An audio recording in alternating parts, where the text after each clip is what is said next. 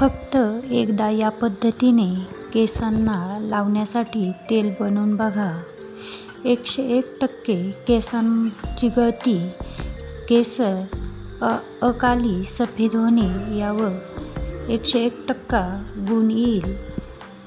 आता यासाठी मी 9 ते 10 असे आवळे, जास्वंदीचे फुलं, कढीपत्ता आणि कोरफड घेतलेले आहे. आता हे कोकोनट ऑइल व हे लाकडी घाण्याचं तेल होतं म्हणून तेही घेतलं.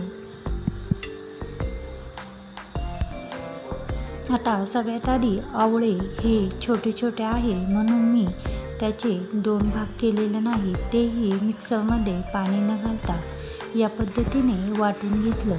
त्यानंतर कढीपत्त्याचे पानं काढून स्वच्छ धुवून तोही वाटून घेतला या पद्धतीने. त्यानंतर जास्वंदीचे फुलं होते 6 ते 7 फुलाशे घेतलेले आहे. तेही मिक्सरमध्ये वाटून घेतले. आता कोरफड कापून घ्यायची आहे आणि चाकूने मधोमध अशी कापलेली आहे. आंब्याचं ज्या पद्धतीने आपण पल्प काढतो त्या पद्धतीनेही मी या पद्धतीने कोरफड काढून घेतली.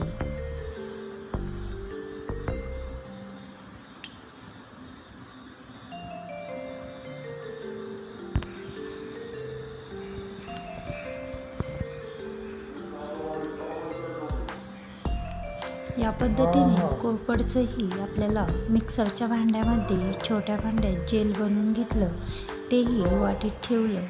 या पद्धतीने कढीपत्ता, जास्वंदीची फुलं, आवळे आणि कोरफड सगळी मिक्सरच्या भांड्यातून या पद्धतीने काढली आणि तेलही घेतलं. आता हे तेल 350 ml तेलासाठी म्हणजे पावशेरपेक्षा जास्त तेलासाठी 6 ते 7 जास्वंदीचे फुलं घेतलेल्या होते. आता हे तेल बनवताना लोखंडी कढईमध्ये घेतलं. सगळ्यात आधी लोखंडी कढईत सगळं तेल ओतून घेतलं.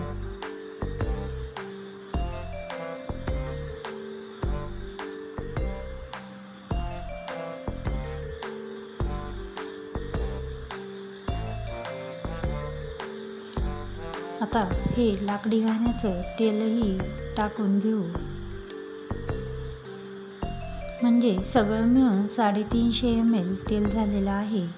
त्यामध्ये 1 वाटी कोरफडीचं जेल टाकून घेतलं.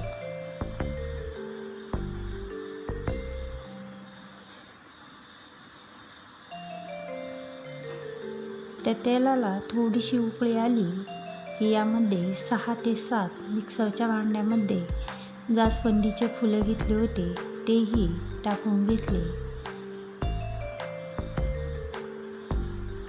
1 मूठ कढीपत्ता तोही मिक्सरच्या भांड्यातून काढून घेतला. तोही टाकला.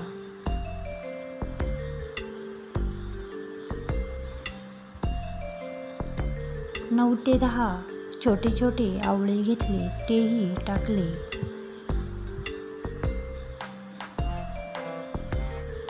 आता हे तेल किती वेळ उकळून द्यायचं तेही आपण बघू. तेलाला चांगली अशी खळखळून उकळी आलेली आहे. व्यवस्थित मधून तेल उकळत असताना हलवून द्यायचं. आता हे तेल उकळत ठेवताना एकदम फुलही हीट ठेवायची नाही किंवा कमीही ठेवायची नाही. मध्यम अशी हीट ठेवून आपण हे तेल उकळून देऊ. आता हा तेलाला फेस आलेला आहे. आता हा फेस आता सध्या सफेद दिसत आहे.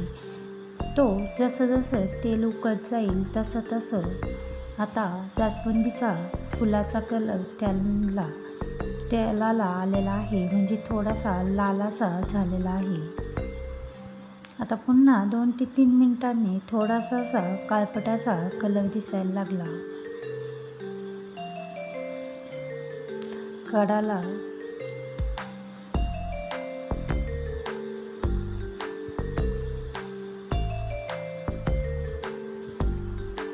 20 मिनिटं हे तेल उकळून द्यायचं आहे.